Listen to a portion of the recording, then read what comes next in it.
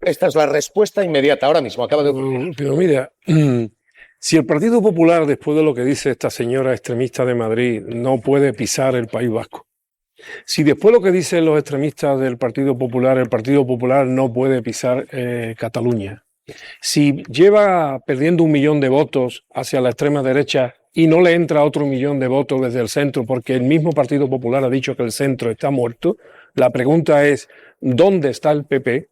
¿A dónde va el PP? Y si las encuestas están diciendo de verdad lo que está pasando. No sea que sean encuestas ortopédicas que debidamente regadas, como determinados medios de comunicación, insisten en lo que no está ocurriendo. Es verdad que hay una deriva ultraderechista, por supuesto. Es verdad que la inmigración está en el núcleo de ese discurso, por supuesto. Pero no es verdad que España en su conjunto se esté derechizando, en absoluto. España sigue siendo un país solidario, un país progresista y un país que va a luchar por estar mejor. Y esta gente lo que tiene es que darse respuesta a sí mismo. El problema de este PP no es que esté compitiendo con Vox, es que son lo mismo. Y ambos son los brazos de una misma tenaza que está apretando la convivencia y la solidaridad entre toda la ciudadanía de España, seamos nacidos aquí o sean nacidos en otros territorios. El Consejo de Ministros acaba de responder también a el informe de la UCO sobre los correos de la mujer del presidente. Hay 121 correos en los que la asistente de la mujer del presidente cruza e intercambia mensajes con el rector de la universidad. El juez Peinado interpreta de esto: hay un asistente enviando correos, luego esto es dinero público para asuntos privados de la mujer del presidente. Y Moncloa, Cristina Cañedo, acaba de contestar que de estos correos lo que ya sabíamos. Es que aquí no hay nada. Y ayer, por ejemplo, también conocimos el escrito de alegaciones de la Fiscalía, que en su primer párrafo trasladaba con absoluta claridad, no se observaba en ningún caso malversación de caudales públicos. En ningún caso aparece el nombre del Gobierno de España o del presidente del Gobierno. El final siempre ha sido el mismo, que no hay nada. Y no hay nada porque no hay nada que encontrar. fuentes del Ejecutivo siguen diciendo esto es una cacería, esto es una expedición de pesca, tirar redes a ver qué con todos los correos que se cazan se puede encontrar y subrayan algo. Carla Cuña, el Consejo General del Poder Judicial lleva 4 meses sentado sobre las quejas en torno a Peinado. Ni una respuesta en 4 meses. Acumula 4 quejas el juez Juan Carlos Peinado y todavía no tienen fecha de resolución por parte del Consejo General del Poder Judicial. La carrera del polémico juez podría terminar en 1 año con una reprimenda del órgano de gobierno de los jueces. 2 de ellas están interpuestas por el ministro de Justicia, Félix Bolaños, por la instrucción de Begoña Gómez, y otras 2 por dirigentes del Partido Socialista y Más Madrid por el archivo de una presunta malversación de un alto cargo del alcalde de Madrid, José Luis Martínez Almeida. Estas 4 quejas están acumuladas en el promotor de observación disciplinaria, pero todavía no tienen fecha de resolución. Ha pedido 120.000 euros a los periodistas que han sido críticos con él, a los analistas que han sido críticos con él. Pablo Iglesias, Ernesto Ekaizer. Ernesto Ekaizer, ¿qué tal? Muy buenas tardes. 120.000 euros y una disculpa te piden. Bueno, piden 60.000 euros. No dupliquemos 60.000 euros. Por el momento son 60.000 euros. Claro, te piden 60 a ti y 60 a Televisión Española, 120 en total. Pero, ¿los vas a pagar? ¿Esto lo vais a conciliar así? Hombre, ¿cómo vamos a conciliarlo así si yo no voy a aceptar? Yo iré el día que se fije la vista, porque el día 3 de noviembre no estoy, que se hace la conciliación y daré mis explicaciones. Vamos, esta es una demanda del juez que es un atentado contra la libertad de expresión y y concretamente en mi caso, que lo es, también es una demanda espuria, porque yo he escrito desde hace muchos años artículos sobre los tribunales, los cubro para distintos medios y en particular en el caso del juez Peinado hemos tenido a través de Televisión Española un acierto al denunciar una calumnia que él propagó contra Juan José Güemes, el vicepresidente ejecutivo del Instituto de Empresa, que fue quien contrató precisamente a Begoña Gómez para el Africa Center. El juez Peinado le montó una campaña adulterando lo que había dicho una subordinada suya, Sonsoles Blanca Gil de Antuniano, que es la directora de Recursos Humanos del Instituto de Empresa, y sobre esa base le montó, lo imputó. Y nosotros denunciamos en Televisión Española, dimos los audios, mostramos que la señora Gil de Antuniano no había dicho eso que el juez le atribuía. El juez decía que la señora Gil de Antuniano había declarado en sede judicial que se había contratado a la esposa del presidente de gobierno, precisamente por ser esposa del presidente de gobierno. El señor Juan José Güemes lo negó, le imputó y le mantuvo, que fue una calumnia porque le mantuvo imputado durante 6 meses hasta que el 15 de mayo del 2025 la Audiencia Provincial de Madrid anuló la imputación. Anuló la imputación en base a lo que decíamos en Televisión Española. ¿Y tú crees que esto es un intento de amordazar a la prensa, a los críticos? Bueno, yo creo que esto está en la tendencia de moda actual en este país, donde la presidenta del Consejo General del Poder Judicial se limita simplemente a decir que nadie puede hablar sobre los jueces, sobre lo que hacen los jueces, que hay que respetar el Poder Judicial, pero al mismo tiempo el Poder Judicial interfiere en el Poder Legislativo. Y lo tenemos en varios ejemplos. El más flagrante de todo ello es la ley de amnistía. El imperio de la ley dice que la ley de amnistía debía aplicarse. Y el Tribunal Supremo decidió que no se aplicaba en los casos que le interesaba. No puede ser. El Poder Legislativo es un poder soberano y si decide hacer una ley, como fue la ley de amnistía, pues se debe respetar y se debe aplicar, aunque no te guste. Entonces, lo que pasa aquí es que parece que a los jueces no se puede hablar. ¿Y cómo? Yo, precisamente porque nosotros hablamos en Televisión Española y yo en el periódico, logramos desimputar a Juan José Güemes. Claro.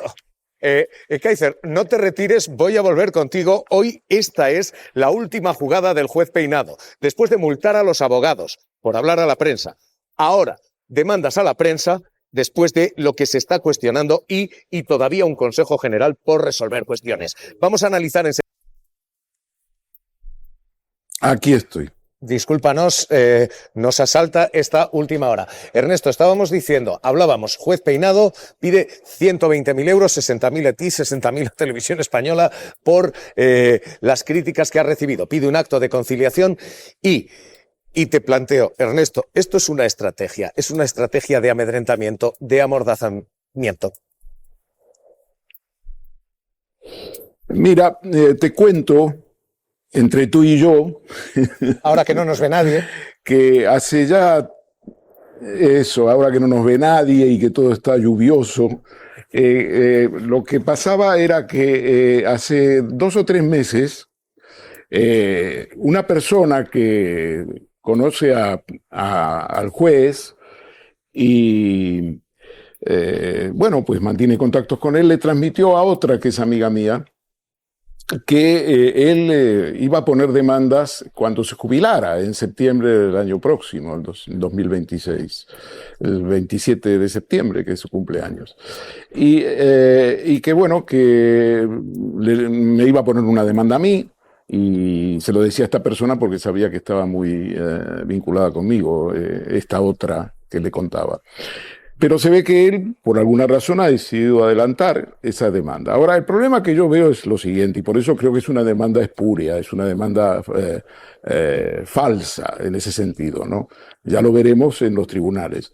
Pero y Televisión Española y el programa de la Hora de la 1 hemos llevado una batalla por la información muy importante porque cogimos infraganti lo que hizo el juez Peinado con Juan José Güemes. Juan José Güemes es una persona importante porque es la que contrató a Begoña Gómez, la esposa del presidente, para el Africa Center, que es una entidad del Instituto de Empresa de España. Entonces, le cogimos infraganti porque el juez le citó como testigo en el mes de noviembre y mientras estaba preguntándole sobre el tema de la contratación, le dijo...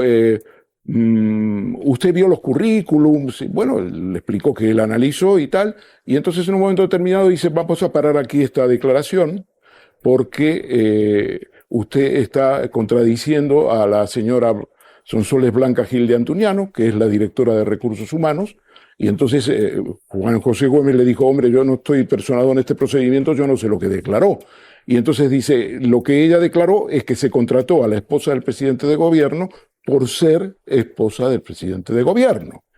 Cuando escuchó esto, Juan José Güemes dijo, no, señoría, yo la contraté y yo sé por qué la contraté y no se la contrató por ser la esposa del presidente de gobierno.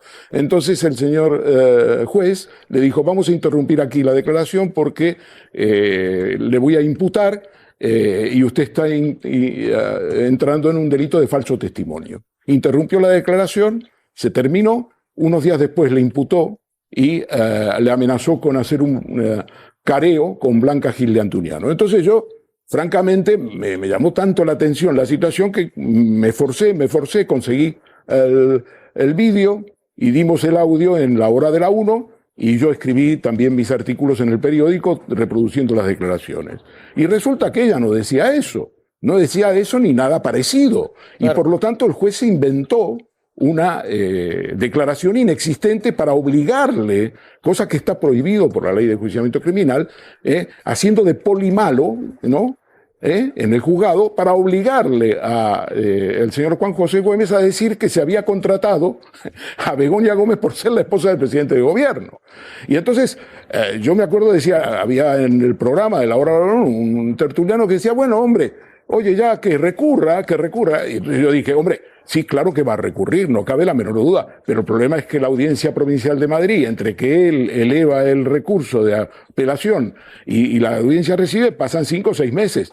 Oye, Javier, en efecto, pasaron 6 meses. Mantuvo una calumnia, el juez Peinado, contra Juan José Güemes, 6 meses.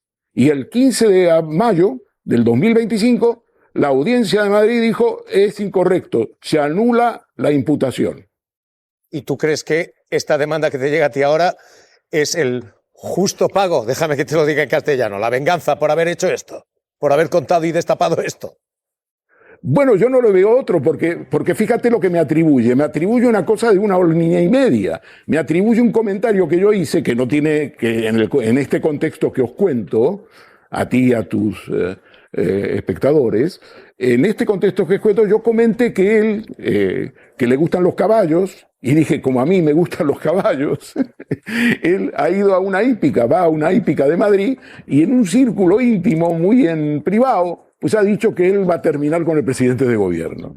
Y eso fue todo lo que dijo. Y eso lo dije en el contexto que estoy contando de Juan José Güemes y todo esto. Y entonces él la demanda, lo único que me atribuye para demandarme es que yo dije esto de que él fue a una hípica y que comentó con un círculo de amigos que iba a terminar con el presidente de gobierno. Pero en cambio, el tema gordo que lo he llamado, que él ha calumniado a Juan José Güemes, el tema gordo que se ha inventado un delito y que falsificó la declaración de Blanca, nada, cero.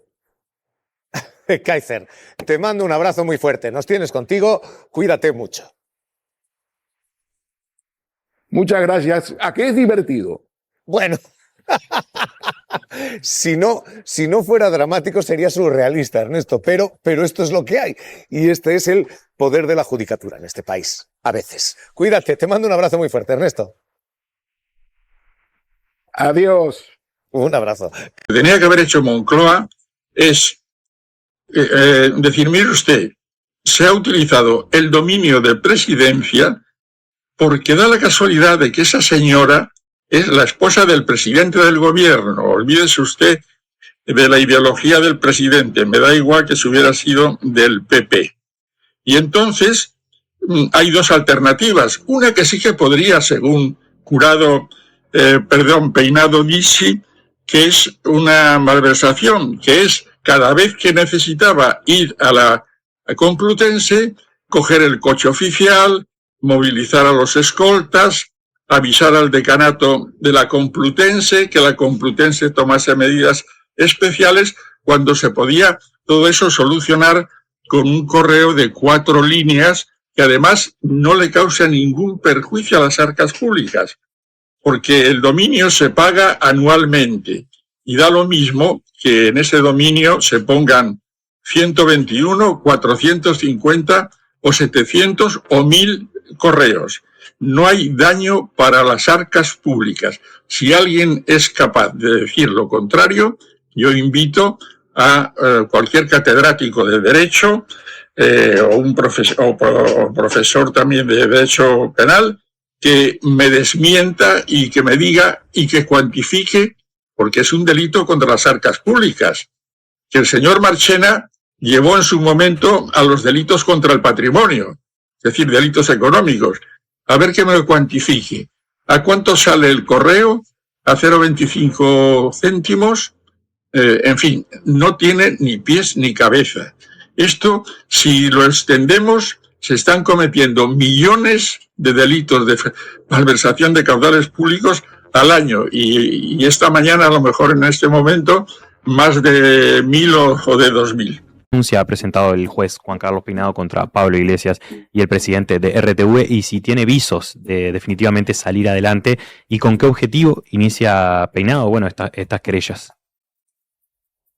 Lo que ha presentado, lo que hemos conocido que ha presentado de momento es una demanda de conciliación, es una petición de conciliación previa a interponer una querella por injurias y calumnias, por unas declaraciones que se hicieron en Televisión Española, en un programa de Televisión Española. Por eso va también no solamente a Pablo Iglesias, sino también al director de Televisión Española, y esa demanda es obligatoria según la ley para poder intentar una conciliación previa a una formulación de una querella por injurias y calumnias contra Pablo Iglesias y contra el director de Televisión Española. En ella lo que piden es que se cite a las partes, el juzgado atiende esa demanda, cita a las partes, está obligado el juzgado a hacerlo, cita a las partes para que acudan un día al juzgado y que pueda haber una avenencia o acuerdo, que es lo que solicita la otra parte, para que se pidan disculpas públicamente, que se diga que no se ha tenido absolutamente ningún tipo de motivo personal ni político en su labor jurisdiccional y que además de eso le abonen solidariamente la indemnización de 60.000 euros. Si eso no se produce, lo que anuncia desde ya es que interpondrá una querella se entiende que es vía penal, evidentemente, por ese delito de injurias y calumnias. Te agradezco, Gorka, por las precisiones puntuales, porque anteriormente te dije en la pregunta que, claro, que qué querellas había consultado. Vos nos despejaste las dudas y nos explicaste específicamente qué es lo que el juez presentó en los juzgados. La otra cuestión por la que te quería preguntar es por el informe de la UCO sobre Begoña Gómez, que dice que la secretaría envió más de 100 emails para la cátedra de la esposa del presidente. Te quería preguntar, ¿qué sensación te deja a vos? ¿Esto es un caso de malversación o es un caso de lofer?